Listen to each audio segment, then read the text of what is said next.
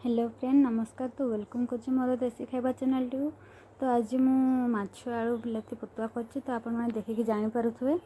तो कौ मान ये माछ आलू बिलाती पतुआ पसंद तो से मत निश्चित भाव कमेंट करके जनइबे। कौ मान घर यहाँ प्राय बना जाए से मत कमेंट करके जनइबे।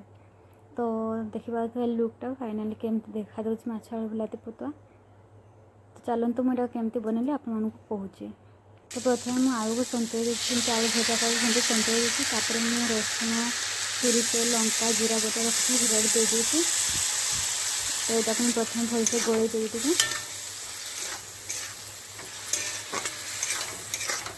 देखते लंका गुंड मुझे हल्का देखिए। तो मसला मुझे गोटे लंका बाटी लंका गुंड मुझे अल्प दे देती जहाँद्वारा कलरटा भी देखा।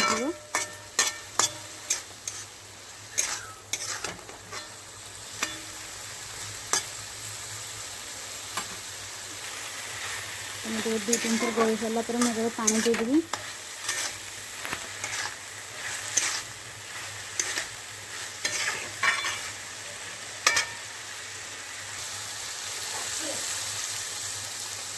मुझे 2-3 मिनट भाई सारा पानी पी दूसरे जहाँद्वारा कि आलुआ भी सीझीज आउ कंचा सोरिष स्मेलटा भी पड़ज।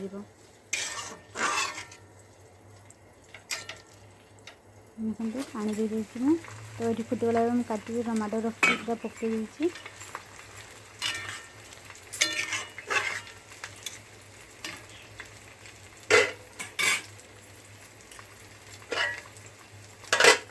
तो मुझे यहाँ कभर ना करनेबी। तो मुझे कभर कर आलुगा जहाँद्वारा सीझीज। तो मुझे पकई दी माछ पकड़ा भिडटा तो बनईनी मुझे पकई देती। तो ये माछ हूँ कोरांडी माछ। तो जो मैंने खाते से निश्चित भाव जानते माछटा कौन यहाँ हूँ कोरांडी माछ टे बड़ साइज्र कोरांडी माछ नई पोखरी कोरांडी माछ।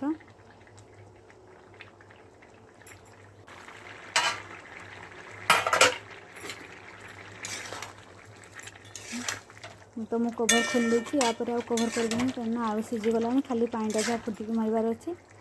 तो मुझे कभर करी धीरे धीरे फुटिकी पानीटा मरीज माछ आलू बिलाती पतुआ आम रेडी हो।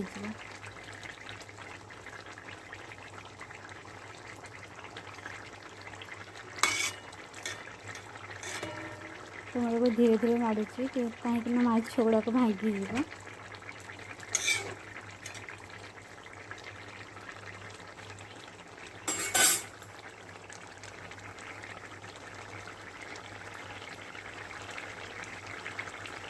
देखिए तो बहुत सुंदर लगे जाने पतुआटा केमती लगे।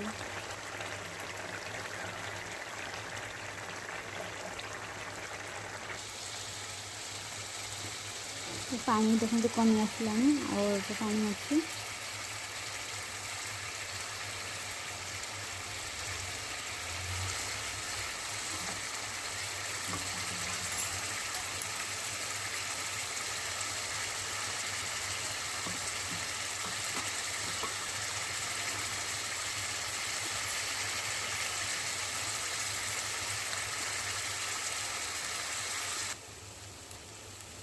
तो आप देखते पानी सब फुटिक मरीगला आ माछ आलू बिलाती पतुआ रेडी गला। माछ गुड़िक केमती देखा।